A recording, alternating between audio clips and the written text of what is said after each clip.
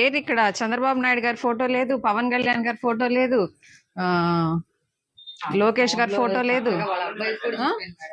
నేను ఆ రోజు అద్దంకిలో చెప్పాను ప్రతి ఒక్క లైబ్రరీలో ఉండాలి అని. మరి ఏవి అసలు ఇక్కడ ఏవి ఈరోజు పేపర్స్ ఎక్కడ ఉన్నాయి?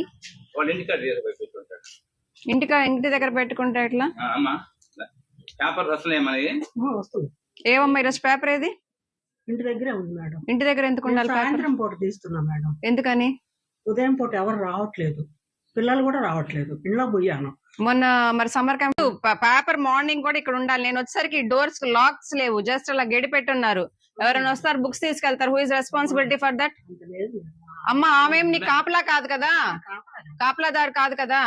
మరి వాళ్ళు చిమ్మిపోతారు అంతే. కుదరదమ్మా. రచన ఈ కంప్లైంట్ రేస్ చేసి సెక్రటరీ గారి కంప్లైంట్ పంపించు. చిన్న విషయం అమ్మా, మీ బాధ్యత తీయటం తీసి మీరు కూర్చోండి. ఎవరో రిటైర్డ్ ఎంప్లాయీస్ పిల్లలు ఎవరో ఒకరు వస్తారు. మీరు ఉన్న లైబ్రరీ మధ్యపాటులో జనాలు రావట్లేదు, మేము క్లోజ్ చేస్తున్నాం అంటే మాకు లాస్ అయ్యి విలేజ్ లాస్ అయ్యి విలేజ్ సోర్స్ లాస్ అయ్యి. మేడం మేడం నేను ఏనాడు రిపోర్టర్ 2 years అవుతుంది. ఏ రోజు కూడా మిమ్మల్ని నేను చూడాల, ఏ రోజు కూడా అక్కడ చూశాను మేడం. అక్కడ నుంచి రోడ్ ఎక్స్టెన్షన్ లో మీరు ఇక్కడికి వచ్చారు. నేను 10 సార్లు వచ్చాను. నేను 10 సార్లు వచ్చాను. మీరు ఏనాడు ఈవెంట్ వచ్చింది అంటే సిబ్బంది తక్కువగా ఉన్నారు, వీళ్ళు సరిగా తీయలేదు కూడా ఈవెంట్ కూడా ఇచ్చాం. మీరు అక్కడ ఎప్పుడు తీస్తున్నారు అర్థం కాదు. మీరు దయచేసి లైబ్రరీ క్లోజ్ చేస్తామనే మాట దయచేసి అనర్థం. ఎందుకంటే ఊరికి ఉన్న సోర్స్ ఒకటి, దాన్ని మీరు చేయొద్దు. మీరు వచ్చి కూర్చోండి, ఎవరో ఒకరు వస్తారు, రాకుండా ఏమనరు.